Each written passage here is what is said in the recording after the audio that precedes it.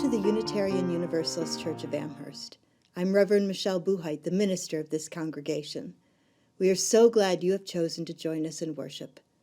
As a Unitarian Universalist congregation, we affirm that we need not think alike to love alike, meaning that we are a faith community woven together in shared covenant, rather than a singularity of belief. This is the covenant that binds us. Together we promise to gather in compassionate community, to celebrate diversity of thought and unity of spirit, and to seek wholeness for ourselves, our children, and our world. If that sounds like the kind of community you've been seeking, please see our website, uuamherst.org, and get to know us better.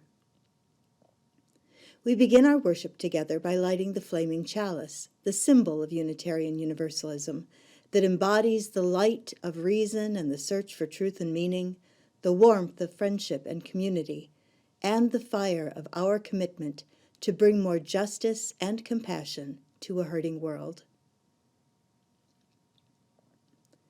Our chalice lighting words come from Deborah Falk.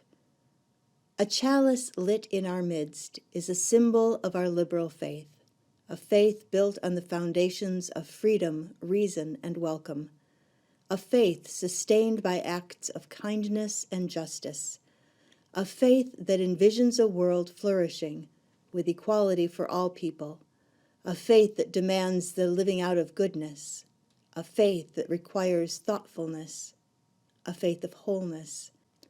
This tiny flame is the symbol of the spark of that within each of us. The seventh principle of Unitarian Universalism affirms and promotes respect for the interdependent web of all existence. In recognition of all that connects us, we offer words of gratitude and responsibility. The campus of UU Amherst was once occupied by the Seneca Nation, one of the tribes that make up the Haudenosaunee Confederacy. Today, we acknowledge the relationship they cultivated and nourished with this land. We are the grateful heirs of this deep connection. We say, Nyahweh, thank you, in the Seneca language. We acknowledge the hurt that has been perpetrated toward Indigenous people, and we covenant to live with respect for the interdependent web of all existence, of which we are a part. We give away our gratitude for the beauty and resiliency of this lovely planet that birthed us, nourishes and sustains us, and that will receive us back when life has used us up. Today, we continue our exploration of this month's theme, imagination, as we build on the lessons learned last week, as we imagined the new and unthinkable and asked, what if, while embracing both the comfort and confrontation of our lives. This gathered community of like-hearted folk is where you can discover faith and friendship, stretching yourself and encouraging others in the practice of allowing restlessness to evolve into action. This is the place where your personal restlessness finds context, finds its purpose in a gathered community of blessed unrest. Our opening music today is a carryover from last week, weaving the thread that began on this adventure of imagination. Blessed Unrest is written and performed by Zoe Toby, who describes his music as purpose-driven rock for a life of purpose, reverence, and social action. He says we all need to be reminded who we are and how capable we are, especially when we have forgotten. I'm glad to give you another opportunity to experience this song. As the video plays, note the justice luminaries he lifts up.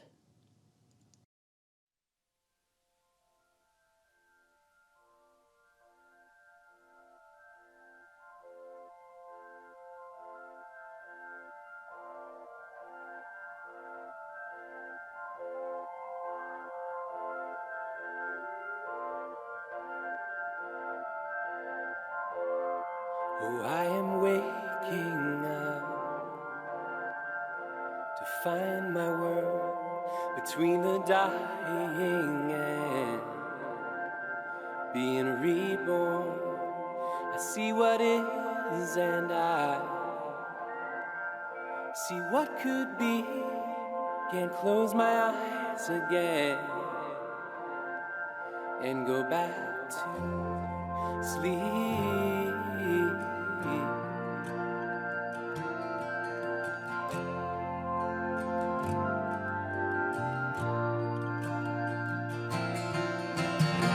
Fill my days with blessed unrest and my nights with dreams of justice. Make me a vessel for the turning of the tide. How can I change our course? Just a lonely voice. Wish I could lose myself in all the noise.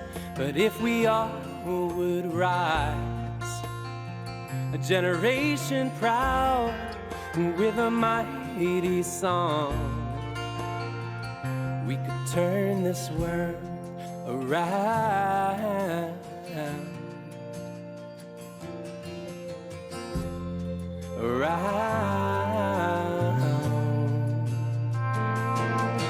So fill my days with blessed unrest and my nights with dreams of justice. Make me a vessel for the turning of the tide. Fill my days with blessed unrest and my nights with dreams of justice. Make me a vessel for the turning of the tide.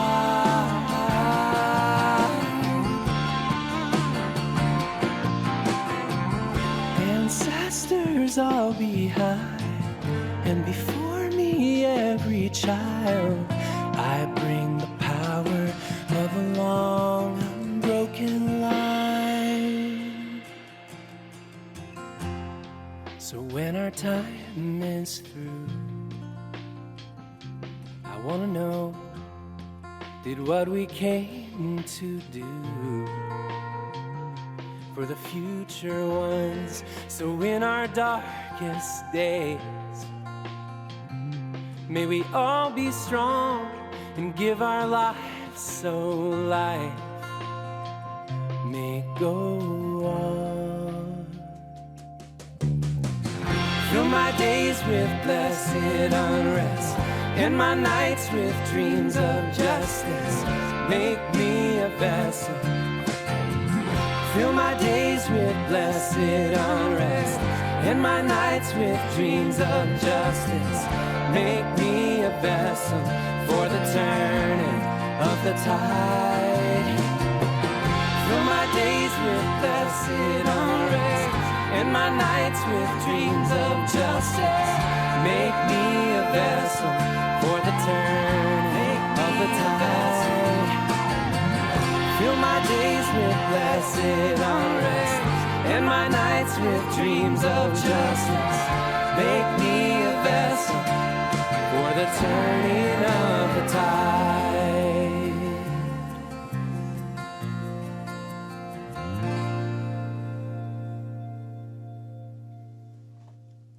I really love that song. I don't know about you, but I find that repetition helps me to go deeper. I had previously noted the justice luminaries captured in the video, from Nelson Mandela to Greta Thunberg, from the Parkland youth to originator of the Me Too movement, Tarana Burke, each of them with a distinct mission for social change. I wondered a little bit about the images of Moses and Pharaoh and the burning bush, and then it struck me. The flame of the burning bush is the constant throughout the video, and it marks the moment when Moses went from being a shepherd to answering God's call to become a leader of the people out of oppression. It was at the burning bush that Moses became a vessel for the turning of the tide of his people from oppression to freedom. Listen again to the chorus. Fill my days with blessed unrest and my nights with dreams of justice. Make me a vessel for the turning of the tide. That seems like a subversive prayer that could get a person into all kinds of good trouble. That's a good phrase, isn't it? Good trouble. I heard that phrase for the first time this past July in a retrospective on the life of Representative John Lewis, a man who devoted his life to racial justice and equality.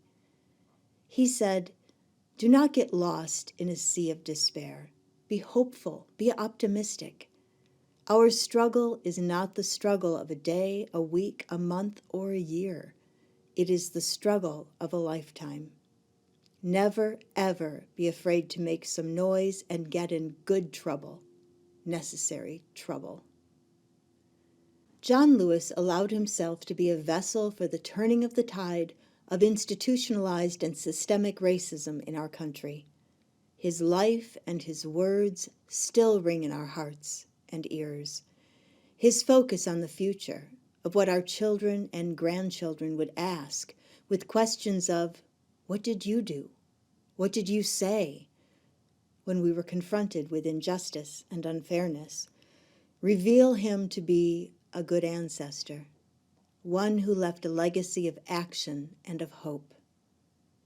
It is no surprise that he began the work of racial justice and equality walking side by side with Dr. Martin Luther King Jr., whose birthday we observe this week. Dr. King was a man who understood good trouble. As I thought about Dr. King and the lasting impact he has had on the justice work in this country, I could well imagine him praying these words, "Fill my days with blessed unrest, and my nights with dreams of justice. Make me a vessel for the turning of the tide." And that made me curious and sent me searching for a prayer that Dr. King actually offered. As you know, he was a minister, Reverend Dr. Martin Luther King Jr. He lived an undivided life. An undivided life is one lived with integrity, where the talk and the walk are in alignment with one's core values, the very essence of who we are. The prayer I found that is attributed to Reverend Dr. King is this: "Use me, God. Show me how to take who I am, who I want to be, and what I can do, and use it for a purpose greater than myself." I think one of the reasons that Dr. King has had such a lasting impact is because he understood the spiritual underpinnings of justice work. It is not enough to work from a place of moral outrage and anger. It's simply not sustainable. As Dr. King so famously said, "Darkness cannot drive out darkness. Only light can do that. Hate cannot drive out hate. Only love can do that. True justice cannot arise out of anger or hate. It must be rooted in love. Its foundation must be spiritual. It must be rooted in a purpose greater than ourselves." Working for such a purpose is the strong foundation upon which we can build a new world, because that's why we're here. We don't just come to church to meet our needs for beloved community. We gather to equip ourselves and one another to be effective members of the transition team to transform the world. Like Dr. King, our action is rooted in our faith as Unitarian Universalists. One glance at the principles that define our faith will clearly show that working for justice is the heartbeat of Unitarian Universalism, as we affirm and promote inherent worth and dignity, justice, equity, and compassion in human relations, acceptance of one another and encouragement to spiritual growth, a free and responsible search for truth and meaning, use of the democratic process, the goal of world community with peace, liberty, and justice for all, and respect for the interdependent web of all existence, of which we are a part. We are guided by our principles and informed by our sources, which include our own experiences of the transcendent, the wisdom of world religions, reason and science, and the rhythms of nature. The second source that informs Unitarian Universalism is this: words and deeds of prophetic people which challenge us to confront powers and structures of evil with justice, compassion, and the transforming power of love. We are inspired by those who came before us, who answered the call of love and became vessels for the turning of the tide. And we aspire, like them, to be good ancestors, with our words and actions having an impact that reaches far into the future. With gratitude and humility, we take our place on the transition team to a more compassionate and just world.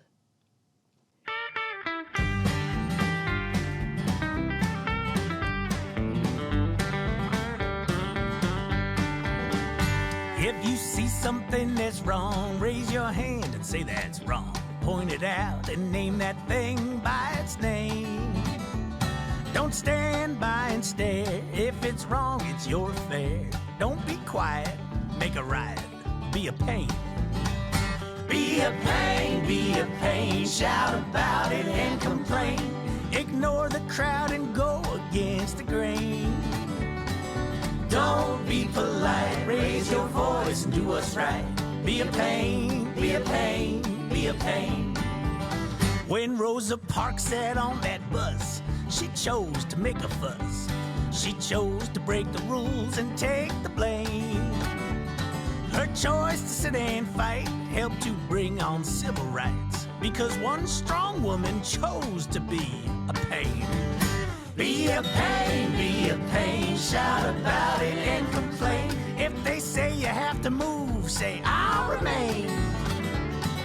Don't be polite, raise your voice and do what's right. Be a pain, be a pain, be a pain.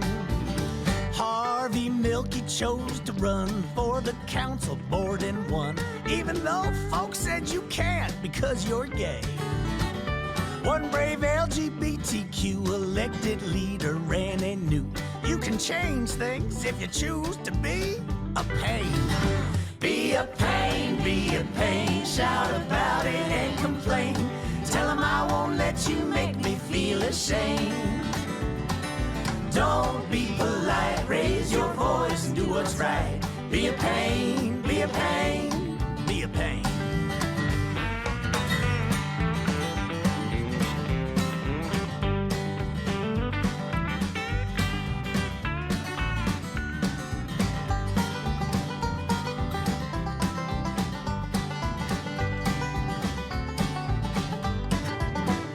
Tennis star named Billie Jean told the world she had a dream that men and women would be paid the same. She refused to hit that ball till there was equal pay for all. She was a king because she was a royal pain. Be a pain, shout about it and complain. If they refuse to pay, refuse to play the game. Don't be polite, raise your voice and do what's right. Be a pain, be a pain, be a pain. Kids from Parkland led the fight for something they all knew was right. They said it's time for us to finally make a change. If adults can't compromise, we must go march for our lives. They spoke out and led the charge. They all were pains. Be a pain, shout about it and complain. When you're faced with laws you know are just insane. Don't be polite, raise your voice and do what's right. Be a pain, be a pain, be a pain. Oh, be a pain, shout about it and complain. Ignore the crowd and go against the grain. Don't be polite, raise your voice and do what's right. Be a pain, be a pain, be a pain.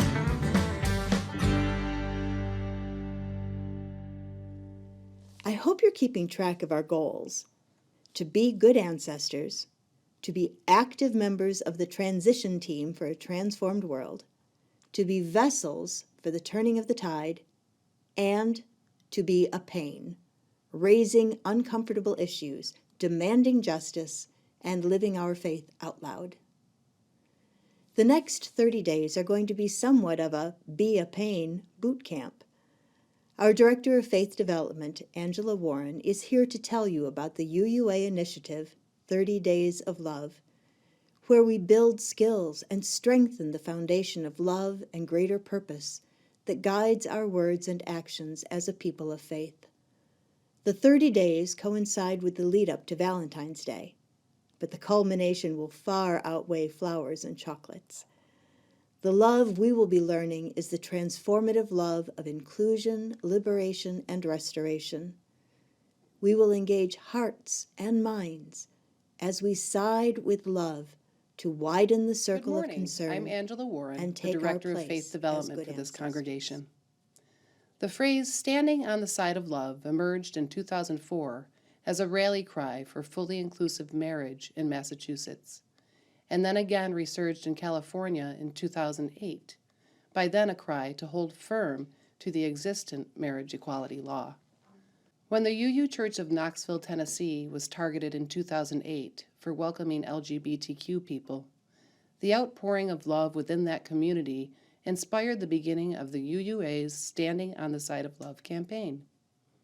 Soon after, the UUA and the campaign received pushback from disability rights activists who cited the word standing as being ableist and exclusive. It had no place in a movement whose goal was radical inclusion, though it was never the campaign's intention to cause harm. To many of the able-bodied, this distinction initially seemed minor, but to many others, the impact was in fact hurtful and weighty.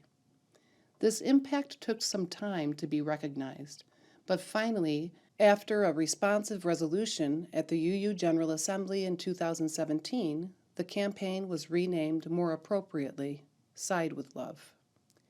Herein lies an example of why the UUA's Commission on Institutional Change, begun that same year, was both inspired and necessary. Religion is what binds us together. One of our aims as UUs is to continually exercise our capacity for welcoming and inclusion. As our sixth principle states, the goal of world community with peace, liberty, and justice for all. When we fall short of this aim, we must admit our impact, heal together, and continue to grow this capacity. I am here today to invite you to participate in the 2021 Side with Love's 30 Days of Love. This month-long exploration will lean heavily on the learnings from the Commission on Institutional Change and subsequent publication named Widening the Circle of Concern. Because ours is a faith bound by covenant, we must continually acknowledge the impact of our words and deeds in order to remain in right relationship with one another and to grow into our sixth principle.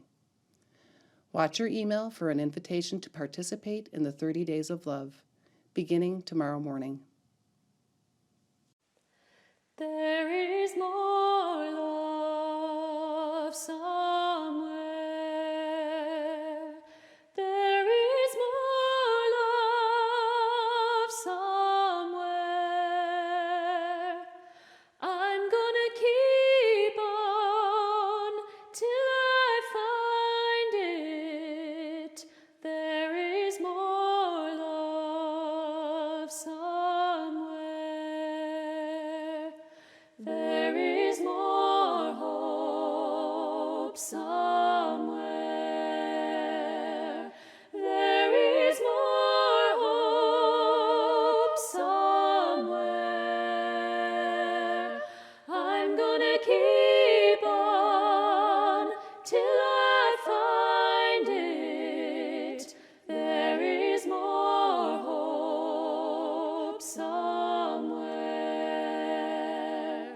There is more peace somewhere. There is more peace somewhere. I'm gonna keep on till I find it. There is more peace somewhere. There is more joy somewhere.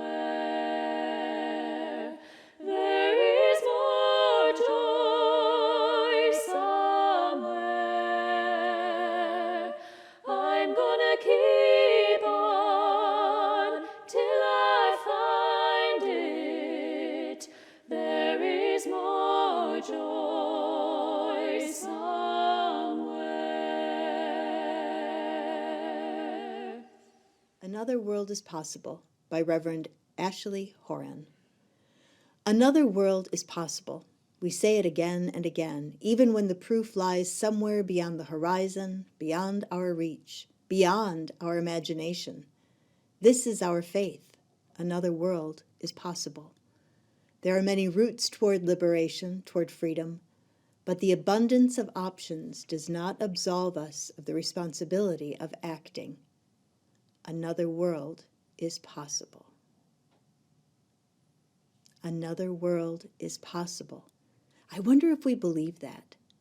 I wonder if we truly even fathom the possibility. I find it helpful to remind myself that world is not synonymous with Earth. The Earth is our planet and uniquely suited for life as we know it. It is resilient, yet fragile, and its resources are finite. The world is a system of beliefs, expectations, and norms for what is possible. The world we live in is based in the belief that in order for someone to win, a whole bunch of people have to lose, even if the losers are our grandchildren's grandchildren. That's an oversimplification, but it kind of works to help us understand things like apartheid, slavery, and our inability to change our habits that are destroying the planet. So when Reverend Horan writes that a new world is possible, and that this assertion is the foundation of Unitarian Universalism, it resonates inside me like a bell or a gong. I believe that a new world is possible, and that we are responsible to bring it to birth. Many of you know that I am a fan of dystopian fiction, stories about the end of the world as we know it. It is not the destruction of everything that makes our lives tick that draws me to these stories, although it doesn't hurt my feelings that the broken things break all the way. I am attracted to the optimism and resiliency of the lead characters, who are determined not to simply recreate the old, but to create something more whole and more beautiful, a world that is based in justice, equity, and compassion. Earlier, I said that we are members of the transition team to transform the world. Please note that we are not on the cleanup crew. Although some systems will need to break all the way for transformation to be possible, we are not meant to wait until everything is broken beyond repair or a smoking ruin. This radical engagement, with love at its core, is the nature of our chosen faith. Some people look at our principles of inherent worth, respect, compassion, world community, and justice and deride us for a pie-in-the-sky optimism. And I suppose that would be true if all we did was sit around and talk about what a great world it could be if only someone would do the work or wave a wand. But even though we may not be able to articulate how the world will arrive at those seemingly utopian goals, we lean in, put our shoulders to the rock, and move it an inch at a time toward another world.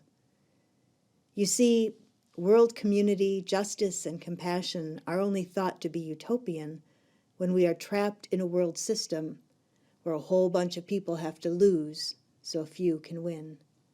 When we reboot the system, all part of the transition plan, we set new parameters and priorities.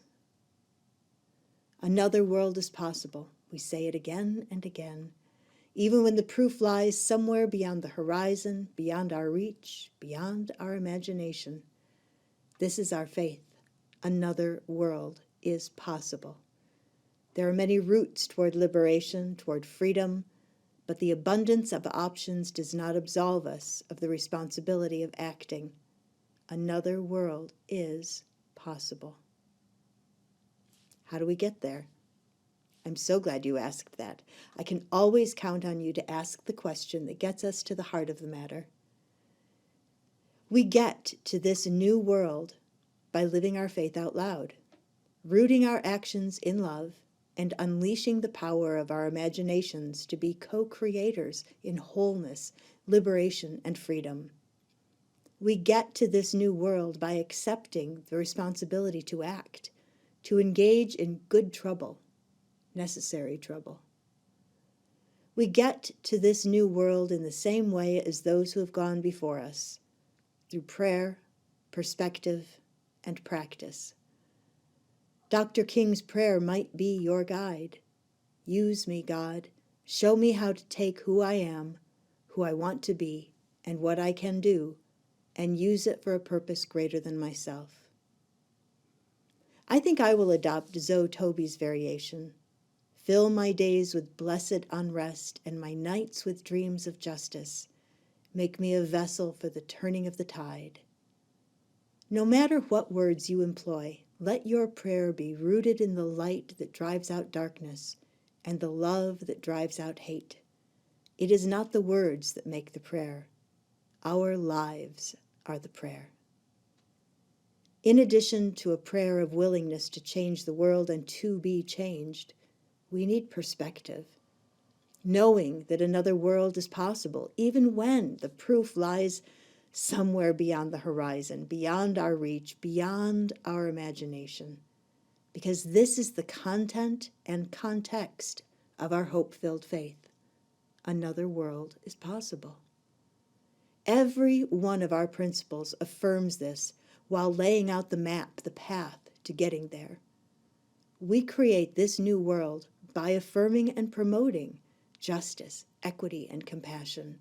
The goal of world community with peace, liberty, and justice for all it's just the long game, the perspective that reaches far into the future, solidifying our role as good ancestors. As Representative John Lewis admonished, do not get lost in a sea of despair. Be hopeful, be optimistic. Our struggle is not the struggle of a day, a week, a month, or a year. It is the struggle of a lifetime. Never, ever be afraid to make some noise and get in good trouble, necessary trouble. In addition to prayer and perspective, we need to practice, to learn to be a pain and speak out against injustice, to take our place in the long line of justice makers and at the side of Greta Thunberg, the Parkland Youth, Tarana Burke, and the many others who are working in less visible, grassroots ways to disrupt the system of the world that is, the system that perpetuates the myth that many must suffer for the few to experience luxury and wealth beyond imagining, at the cost of our very planet. We sing that there is more love and joy and peace and hope somewhere.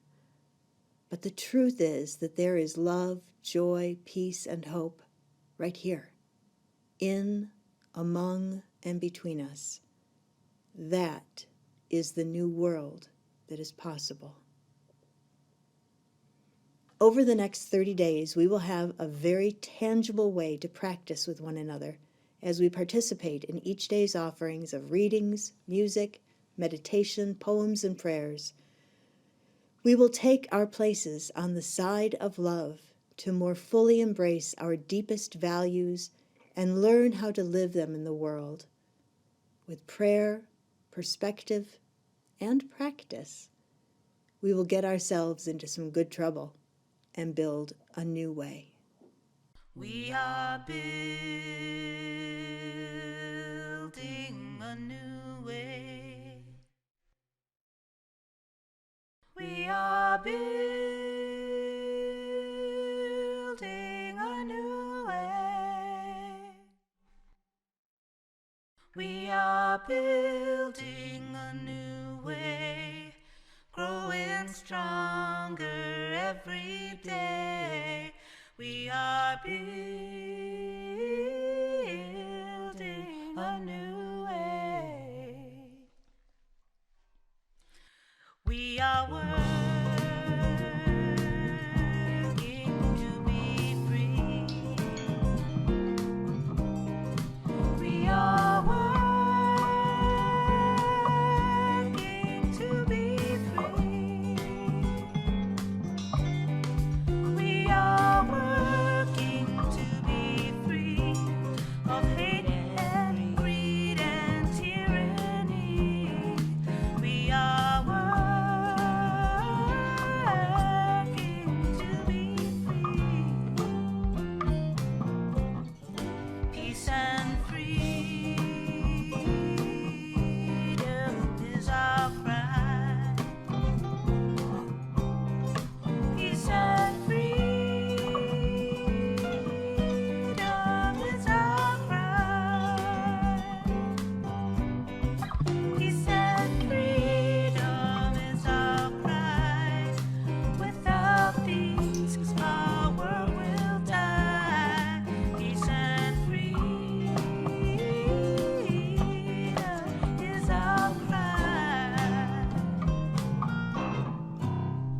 Thank you for joining us in worship today.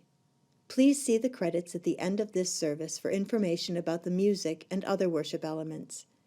And do take a moment to visit our website, uuamherst.org, and click on the giving link, or text your gift to 833-987-1968.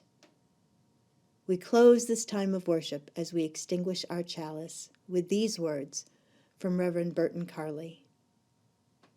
Between the light and darkness we dwell, knowing both joy beyond measure and trouble beyond imagining.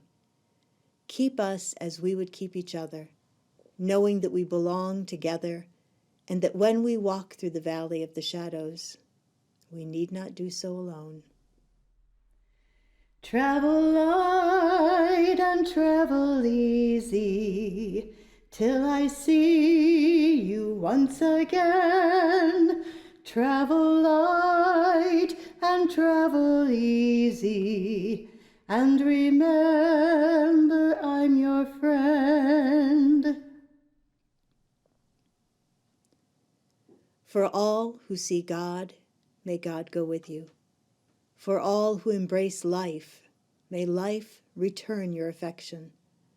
For all who seek a right path, may a way be found, and the courage to take it, step by step.